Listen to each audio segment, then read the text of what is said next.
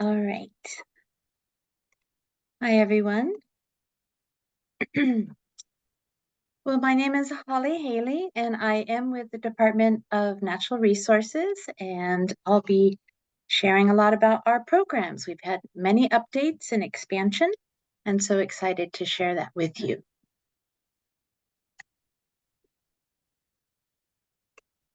So, just a little bit about Washington Department of Natural Resources, or DNR.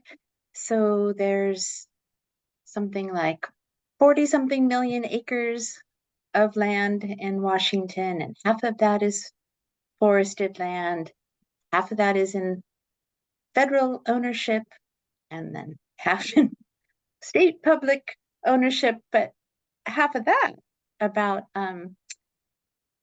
6 million acres or so, is in private land ownership, and about 3 million acres are in small forest landowner ownership. And so the state really recognizes the importance of private landowners and managing their forest. And the whole goal is to assist you so that you can keep your forested acres forested, as we all know that forests benefit all of us. And so just a shout out to small forest landowners that, again, are so important, especially along, if you notice in the map, all those green areas along watersheds and protected resources like waterways. So lots of, hopefully, forest management assistance to help you manage those important land properties. And so small forest landowners, just that definition there, less than 2 million board feet a year harvesting. And so many of you may not even harvest that often, but that's just a legal definition that a lot of our programs are aimed at. Again, those smaller acreages, non-industrial.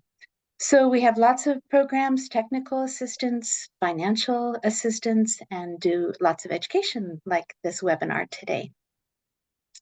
So the first program I'm going to tell you about is helping landowners with forest health topics like wildfire resilience, even as we adapt through climate change and wanting our forests to last into the future.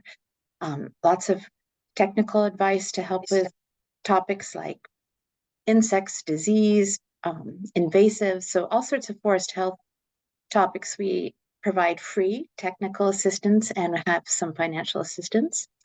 The technical assistance come in the form of lots of foresters, and this is part of our growth. We, depending on state and federal funding, we historically for a while had some low funding and maybe only had one forester available for landowners on the west side of Washington, and now we have a few dozen. And so lots of resources out there, again, free technical assistance coming to your properties, providing on-site, site-specific advice, talking to you about your forest management objectives, of course, and going off of those. So foresters that are experts in forest health and locally for you. And then also we have a statewide stewardship wildlife biologist that can do the same thing and offer that free technical assistance, anything having to do with managing wildlife on your property. Financial assistance. So some of the management advice that we might be providing, can be expensive. And so the state does have what we call cost share programs where we'll fund up to half of the cost of some of these treatments that we might recommend, like doing some thinning or pruning or removing invasives and clearing brush.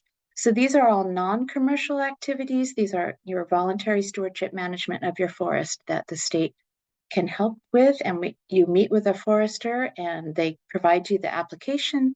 It's a pretty quick process. That's one thing that we have a pretty good system where you can get turned around and approved for that financial assistance within even just a few weeks. And then we would pay if you did like hired a contractor, we would be paying them directly for some of that work, or we can work with you in ways to get that compensation.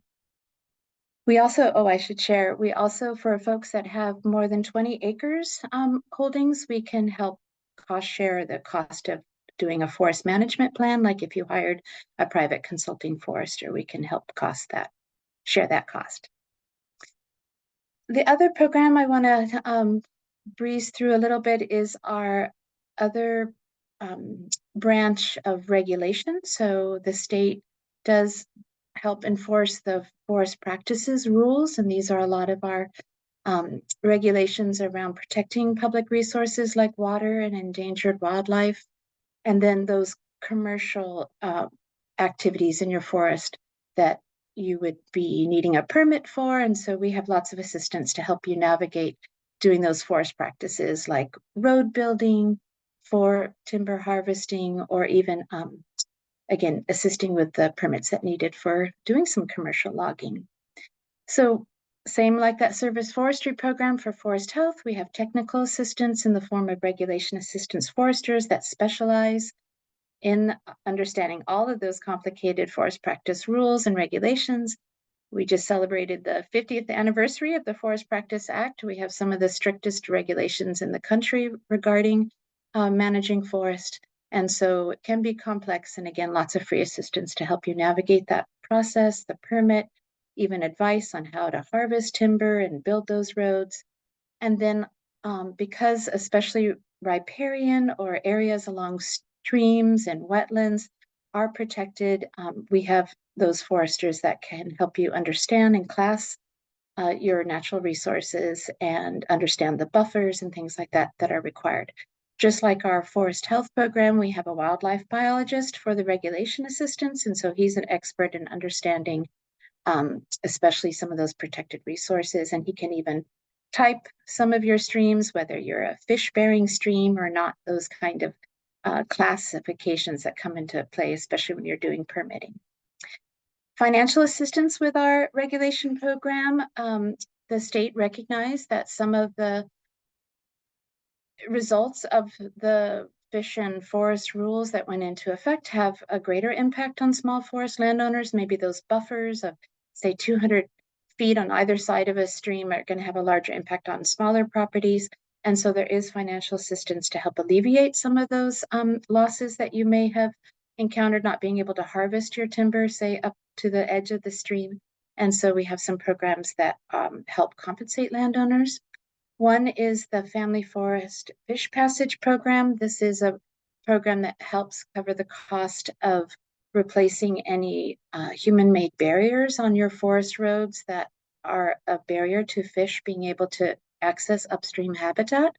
And this can be very expensive, and it actually is required of private landowners to address fish passage, knowing salmon is so important to our state and other fish species. And so the state will cost basically 100% of the cost of replacing a failing barrier.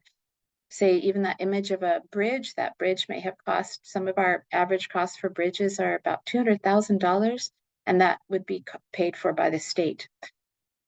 We have a waiting list because there are a lot of private landowners out there that are being great stewards of their land and wanting to address their fish passage. And so just by signing up for this program, it alleviates you of the regulatory obligation to address that fish passage barrier.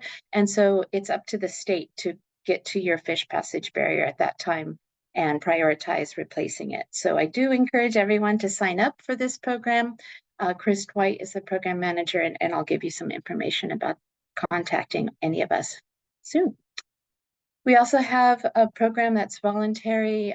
It's a conservation easement program. So basically those forest and fish rules that affected the riparian areas along waterways like wetlands where you can't harvest, the state will compensate you if you're doing a harvest, and because of those buffers you couldn't harvest where you wanted to, we will compensate you for up to 90% of the value of the trees that you were required to leave on your property based on those regulations. This is a new update. If anyone's been following the Forestry Riparian Easement Program, or FREP, it used to be 50%, and the legislation that was advocated for just passed, and so now it's 90% coverage of the value of the trees, and that's a 40-year easement on the trees. Still your land, it's just that we're compensating you for not touching the trees since they have such an important ecological function along that important habitat of the stream and fish habitat. We also have a larger kind of property compensation easement program where people that cannot harvest in their channel migration zones, where you might have a river that jumps places. And so the regulation is that you can't harvest timber in those areas. The state will buy that channel migration zone, or if you have designated, or if you have critical habitat for some of our endangered upland species, the state can also buy that property. And it's millions of dollars go into it every 2 years from the biennium. And so you just apply every year and the state will prioritize which habitats to purchase. And then lastly, we do a lot of education. So I'm a statewide position. All of our foresters and biologists are also joining partners like Conservation District and our education partner with WSU Extension. So look for us out there. We do have a lot of programs. We work with a lot of partners. And so sometimes it can be hard to find us and which program you want. So I just encourage you. We've created some online tools, a landowner assistance portal website where you can find kind of everything you need in one spot. We also have a 1-800-TREE number or a one-stop shop at DNR email, so that you just email us, tell us what you're looking for, and we'll get you connected with not only our own programs, but the programs that we're going to be hearing from today, like our partners with Conservation District and the federal NRCS. We do have a really cool new tool called Find Your Forester. I'm just going to demonstrate that you can go to this Find Your Forester tool. You can always, again, contact us for this, but you can just click on the map and find where that local foresters, this would be Ian, then it would be in your area. There's our wildlife biologist. There's that regulation assistance forester, and so on. So just a fun map to play around and see who your resources are with DNR. So yeah, just wanted to wrap up with that and say that we are here at the end of those phone numbers and emails at any time for you. And I am happy to take some questions, and you'll hear a lot more about this in person at the workshop. Any questions?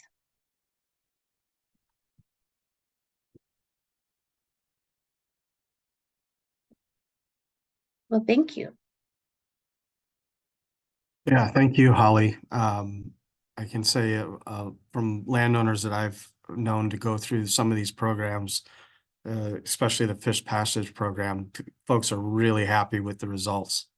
So there's some great programs out there. All right. So up next, we have Nolan.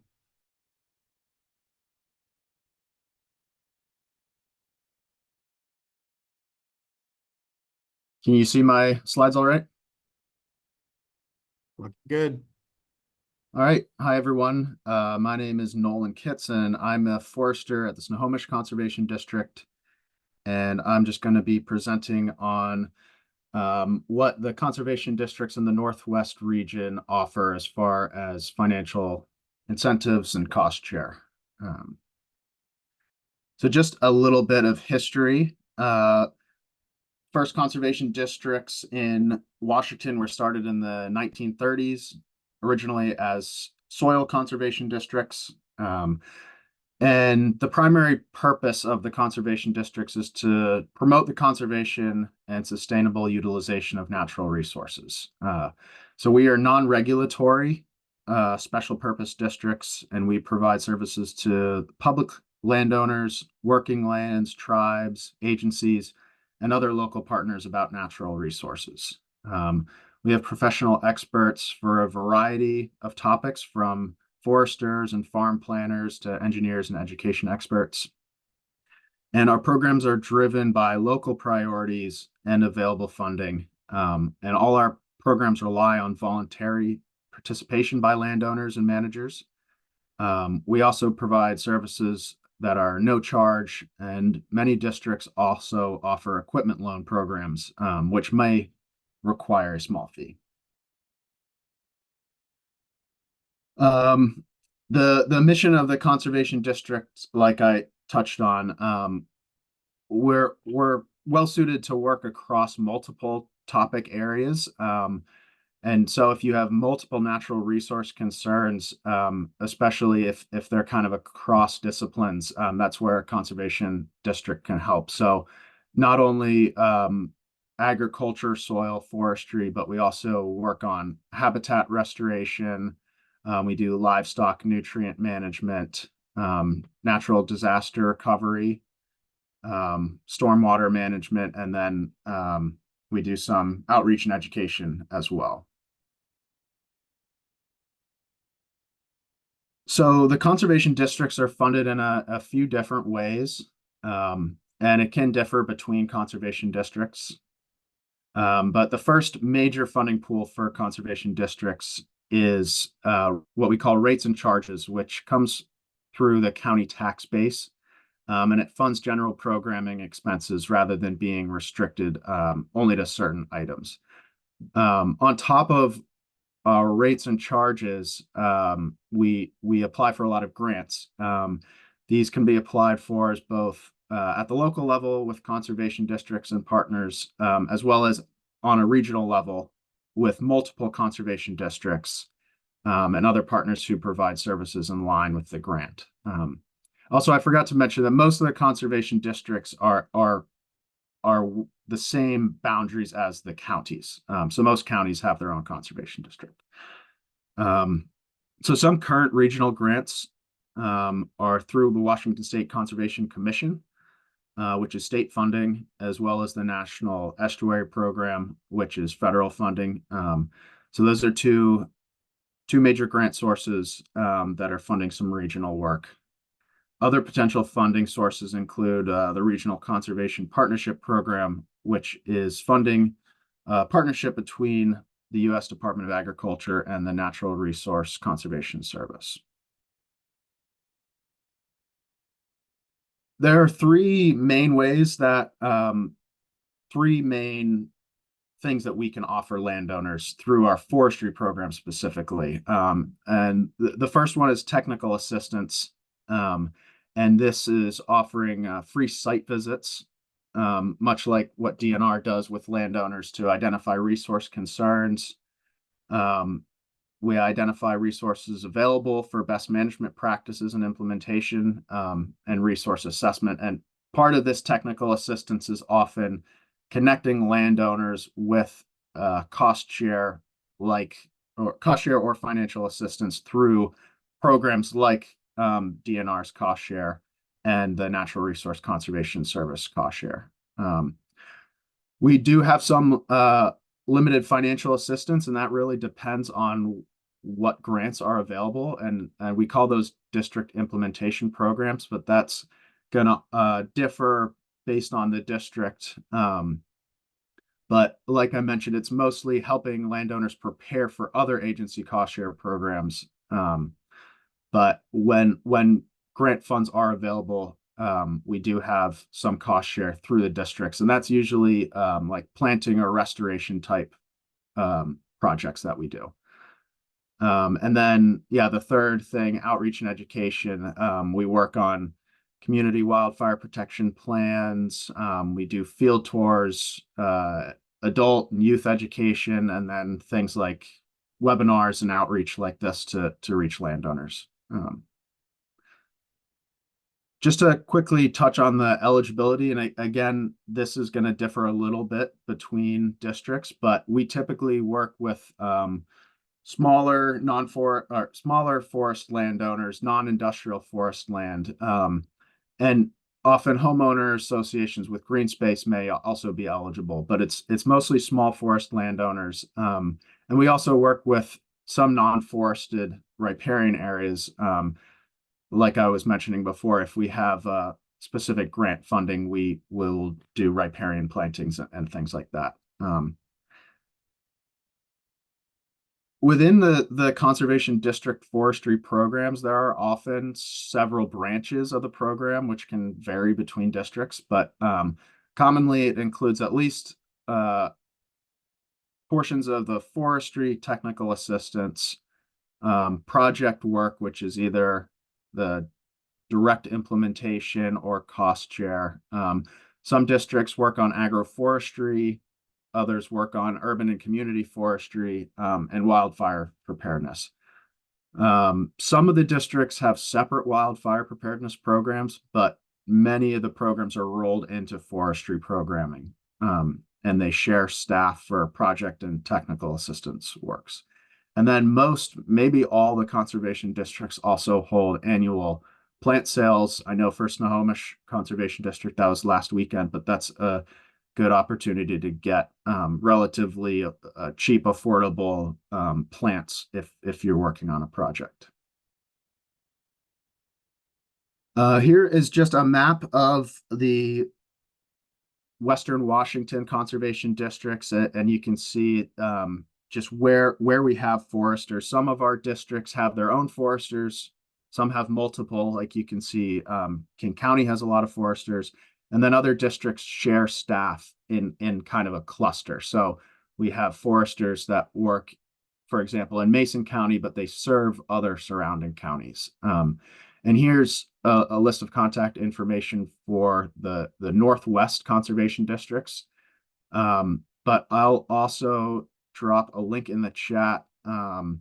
This is betterground.org/forests. And this is just another way that you can learn about our programs, find resources, find your local conservation district. And it's all the conservation districts have their own websites, but this is our regional Puget Sound Conservation District website for more resources there. So I'll put that in the chat right now.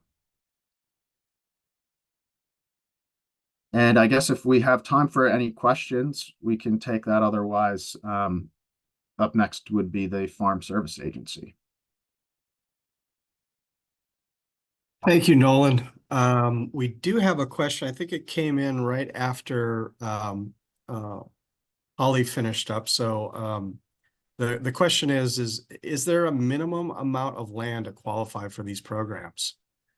So, well, for Nolan, I think it's pretty consistent across the districts. We don't really have a acreage limit, although there are some services that are going to be available to larger landowners that aren't available to smaller landowners. But we've worked with down to I would say an acre is kind of the the low end, if you will. But I'll go ahead and ask Holly if she can chime in. Does the portal, the landowner assistance portal, list those acreage requirements where they apply? Yes, and thanks for that question. Yeah, all the details about eligibility requirements, applications, all that. Most of it is online that you'll find at that landowner assistance portal will take you to the right places.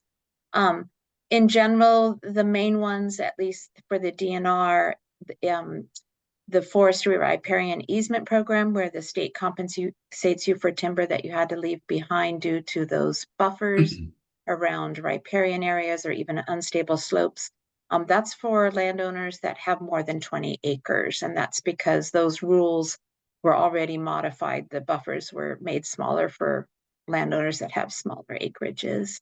And then the other financial assistance program for the cost sharing, the cost of a forest management plan. If you hired a consulting forester to write a plan for you, that also is a 20-acre minimum. But otherwise, our programs don't have acreages assigned to them.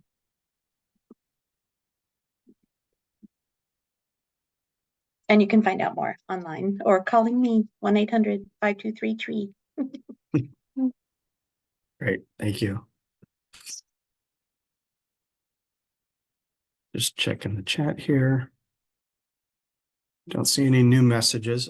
So up next, we have Daniel with Farm Service Agency.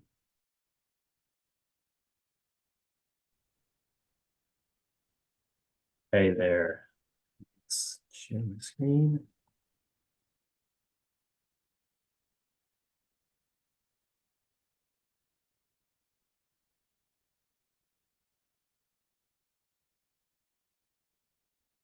Okay.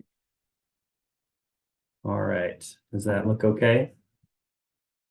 You're on slide 4. Just to let you know, you're not at the Let's beginning. start There with you go. slide 1. That would be better. Awesome. Okay. So my name is Dan Bullard, and I'm a technician, a county technician with the Skagit Farm Service Agency. And I'm just going to do a quick high-level overview of establishing a farm record with us. We're sort of the record keepers for NRCS programs, or certain NRCS programs. And then we also do records and eligibility, obviously, for Farm Service Agency programs. So when you're going to be signing up for an NRCS program, usually the first step is to establish a farm record with us. And so we do that with a couple different forms. And I won't go into a lot of details on the forms. You can always just give us a call, and we have contact information at the end of this presentation. I'll just talk about what you might see when you get a registration packet and why you're seeing those forms, and a couple kind of problems that we often see when we're processing them. So the first form would be the 80-2047, and that's how you're going to provide us with customer data. We'll go into that one more later. And then I'm seeing our numbers are off, but the next one would be the 902, which is to provide us with your business information if you'll be registering as an entity or as an individual. And then we have two other eligibility requirements across, I would say, most programs, and that's the AGI certification, which is the CCC 941, and also the AD 1026 form, which is the highly erodible and wetland conservation certification form. So, and a quick note that all the information you provide to us is PII, personally identifiable information, and it is protected by privacy laws. And note, the public does reserve the right to use the Freedom of Information Act, or FOIA, to request certain data. So the first step, when you contact us, we'll need to know what parcel of land that you're wanting to establish a farm record for. And you'll either do that by giving us the parcel ID, the tax parcel ID, or the deed, a lease if it's land that you lease. You can also come into the office and point it out to us on a map, or you can send us GPS coordinates, and then we'll do a little research and find out in the assessors who the owners are, and we'll look at what the boundaries are, and we'll actually create a farm record in our system. And then each tax parcel is going to be assigned a unique tract number. So we'll look at that, we'll draw it out, and then we'll also create a farm number if one hasn't been created already.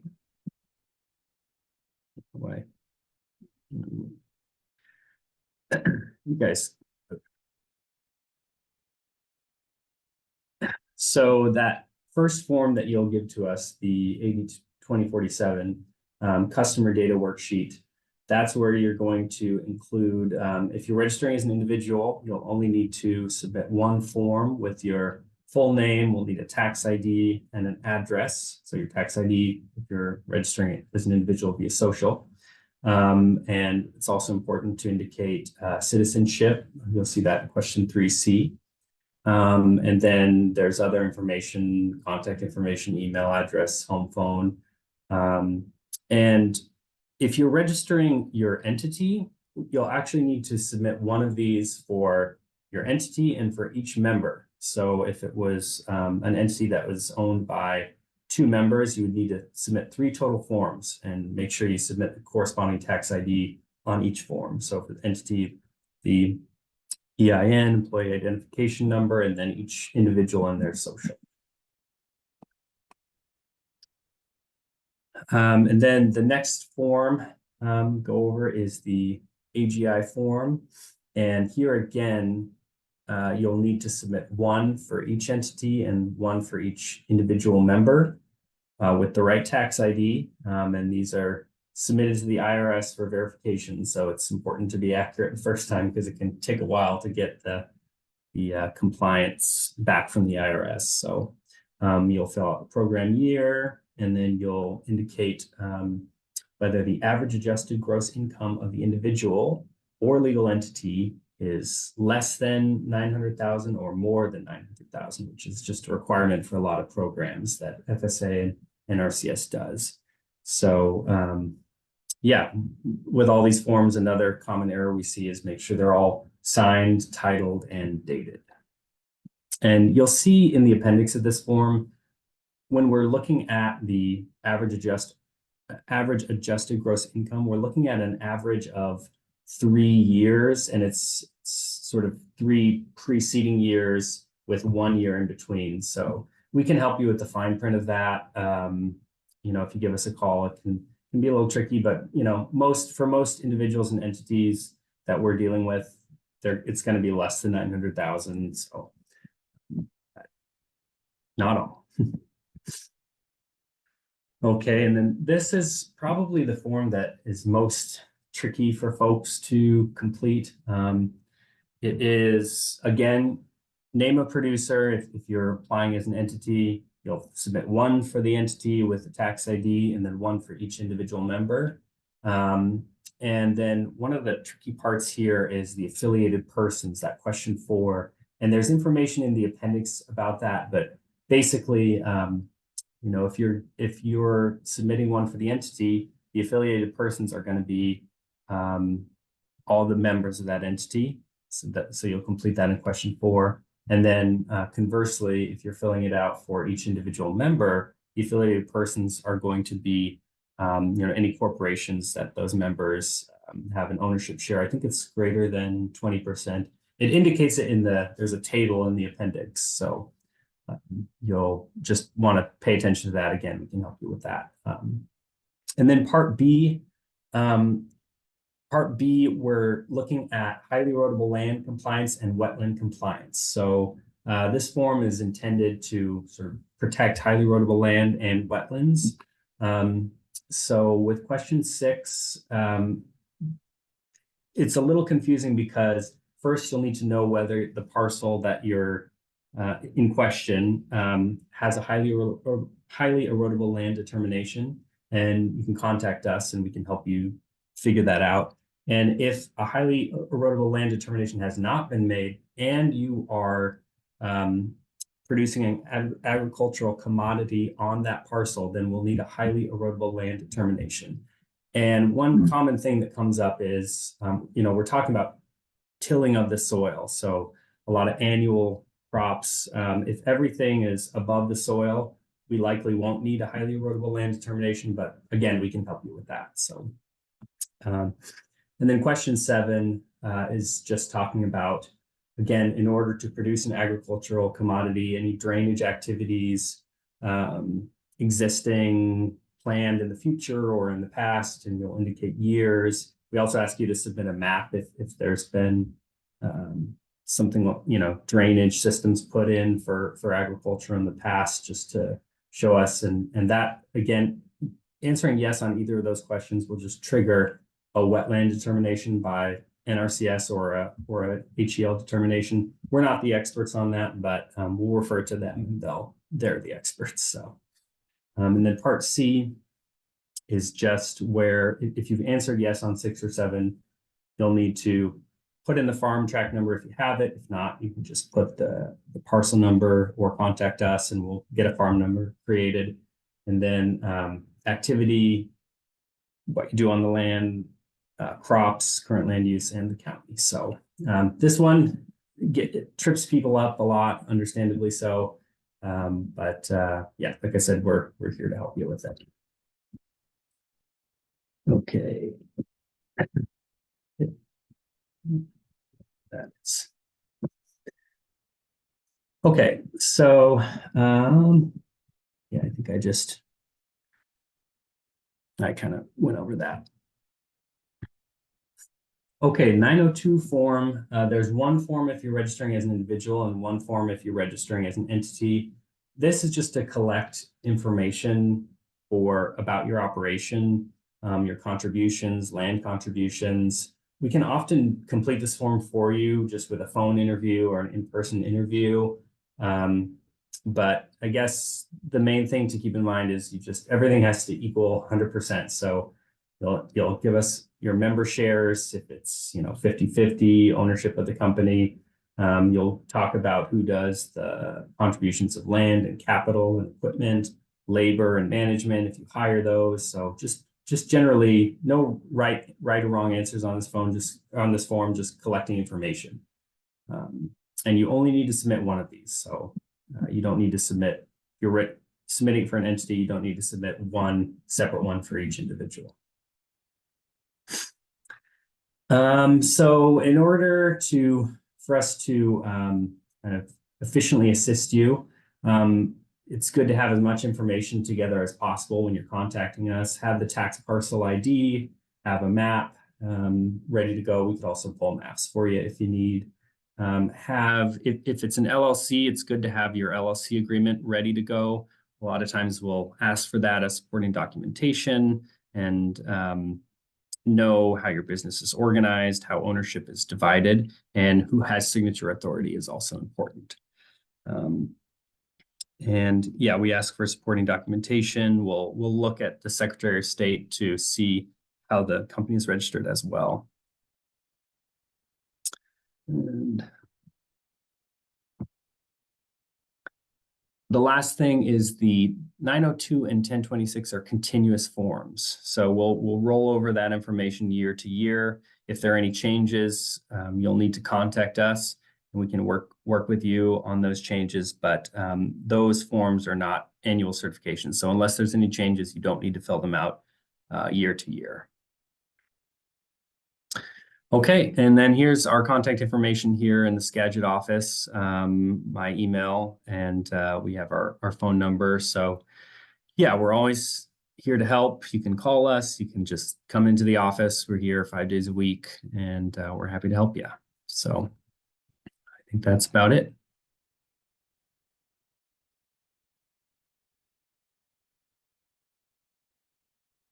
Any questions?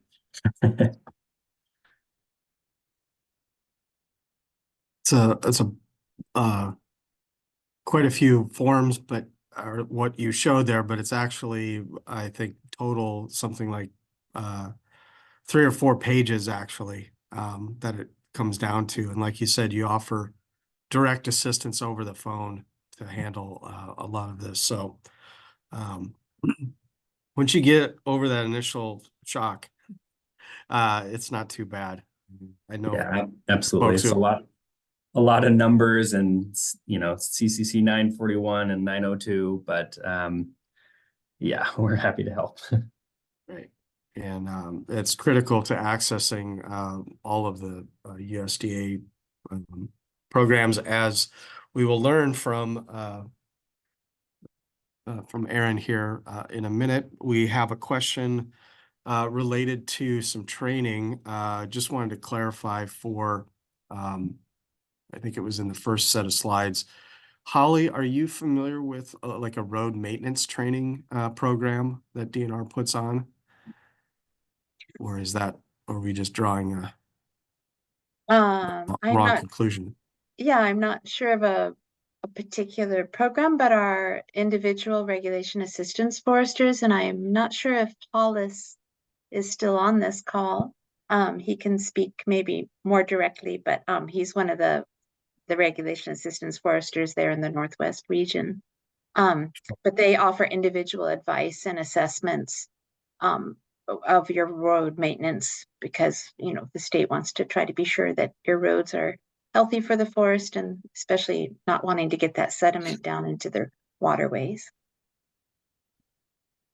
Yeah, Hollis may be a good contact locally here in the Northwest region. I know that I have a few sort of technical documents that have some really nice road specs and kind of provide some guidance. So we'll follow up on that question. Yeah, and I can drop in the chat Hollis's contact, as well as there's Hollis putting it in. Yep. There you go. And also I'll put in a link to the publication called Forest Practices Illustrated. That's a really good way of consuming kind of some of even those recommended road construction topics.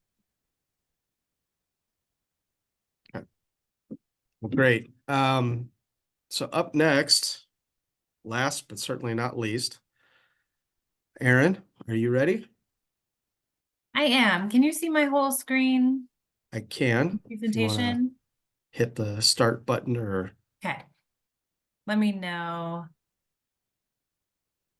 Well, I'll just keep rolling. For some reason it's not. Oh, here we go. We're back in business. There we go. Okay. Thank you.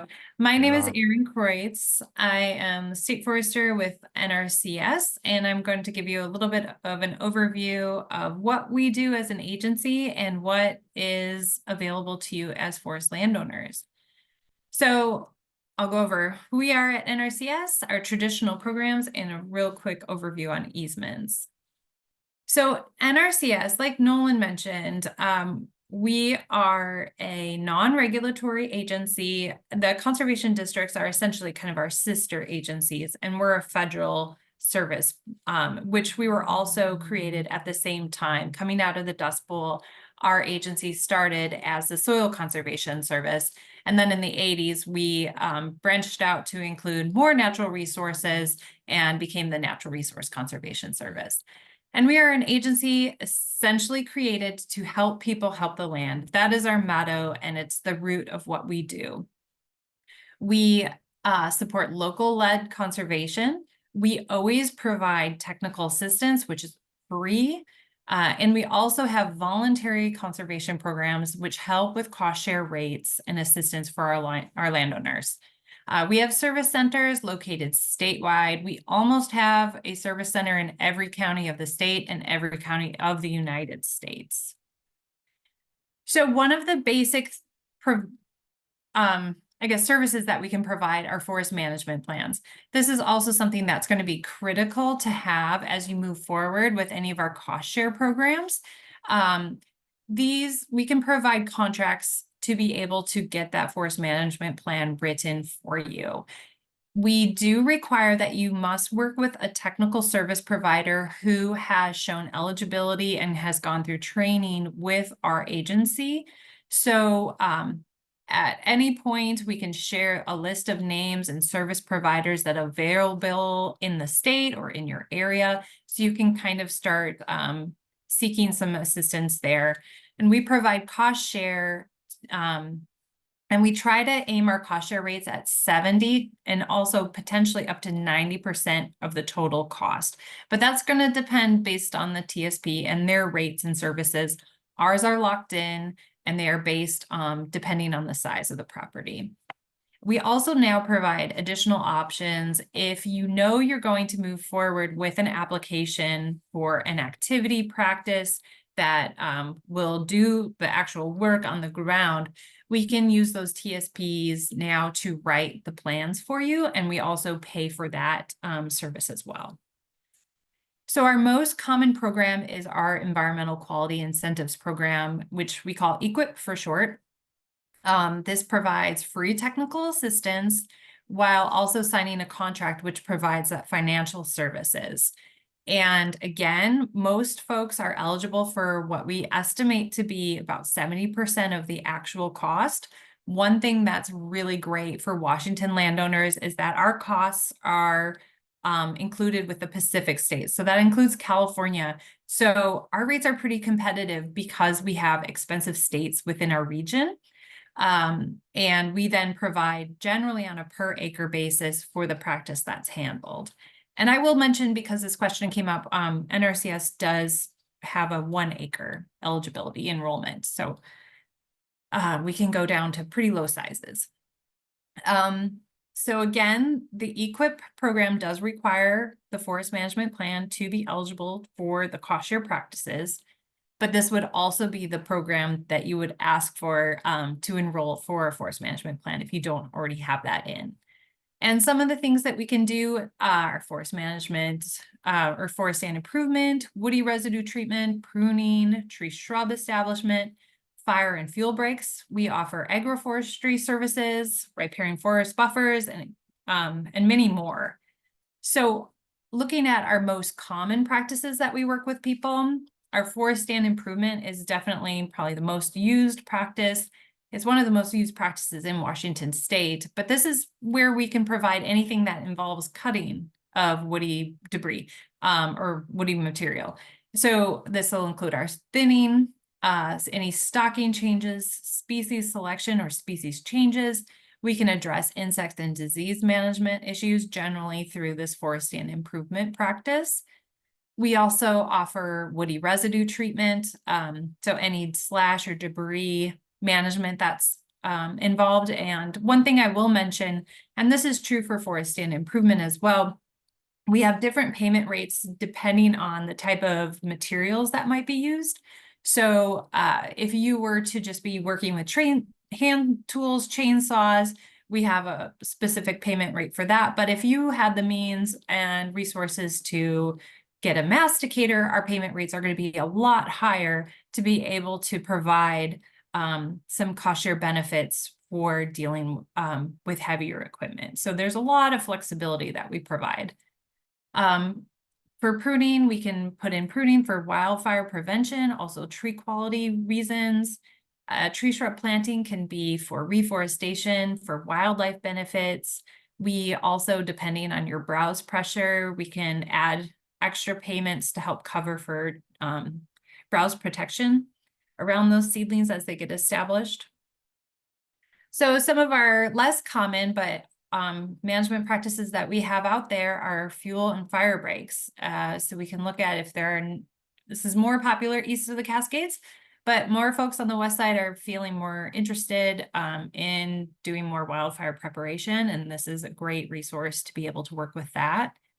We have riparian forest buffer, structures for wildlife. This can be putting together constructed piles on the ground for foraging and hiding cover for species.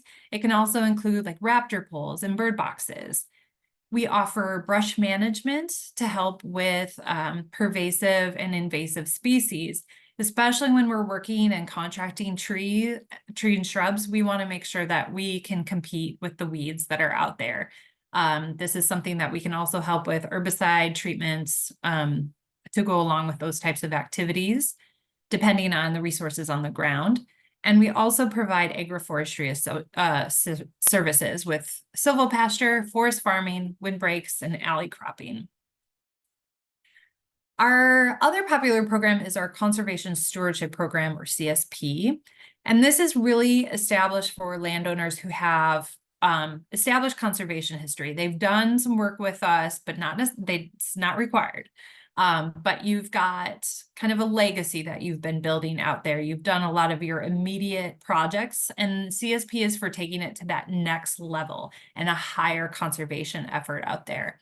It really helps to ensure sustainability of your operations, and there's a ton of flexibility with CSP. You can be managing and harvesting timber while being enrolled in CSP. CSP is a 5-year contract, and it has an annual payment. It can be up to $40,000 annually and $200,000 for that full contract value. However, it's paid by an per acre basis. So for our forest landowners, Holly showed that slide early in her presentation that kind of showed the acreage breakup for most small private landowners in Washington state. Most of us are under 20 acres. So it's a little bit harder to compete for the funds with CSP based on that. However, they wanted to kind of even the playing field for our forest landowners in CSP. So there's now a minimum payment of $4,000 per year that will be paid for forest landowners, and then a $20,000 contract. Within CSP, we then provide enhancements. So it's a little bit different than EQIP, where we're working kind of on a per acre basis with identifiable practices. Enhancements are a little bit more broader, and they provide a lot of flexibility. This can just basically take your land to that next level by creating more wildlife structures, creating gaps for wildlife and breaks to create a kind of more of a mosaic on your landscape. This is also where we provide assistance with biochar. We do have a pretty high minimum / requirement to remain on the ground because we want to make sure that we're keeping material for wildlife and for soil carbon long term. But for folks that have the means, the interest, and the resources to go and look into biochar, this is a great avenue. It also provides a lot of flexibility for tree shrub planting. So if you already have a really nice established overstory, but you want to add more shrubs for wildlife, CSP is a great option. Lastly, I'll just mention there's a category and an enhancement for big leaf maple sugar production with CSP. So if that's an interest to you, this is also a really good avenue to look into and see what resources are available.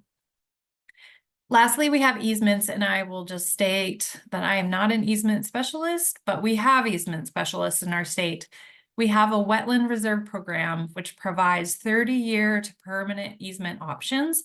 If that's ever interest to you, or you want to look further into it, we will set you up with these specialists and they can kind of run you through the process and what that entails. So how to get started. So I've got the phone numbers for our main service centers for the folks in this call. If you are calling or coming in from Island County, you're most likely to be served out of the Skagit County Mount Vernon Service Center. So please go ahead, jot these telephone numbers down, give us a call. As Dan had mentioned, we do need those FSA records to start. Luckily, we are co-located with FSA. So just to be kind of in the door with us, maybe it's just a 15-minute commitment to get started. So give our offices a call, set up an appointment to just do those forms really quickly. FSA will walk you through the process, and then you can come right next door to NRCS. And our initial application to just get enrolled and considered is very simple. After that, we'll set you up with a NRCS planner who's going to help you kind of navigate the next processes, go to your field, and start creating a plan for you. So if there are any questions, I think I've got a couple minutes before we wrap up.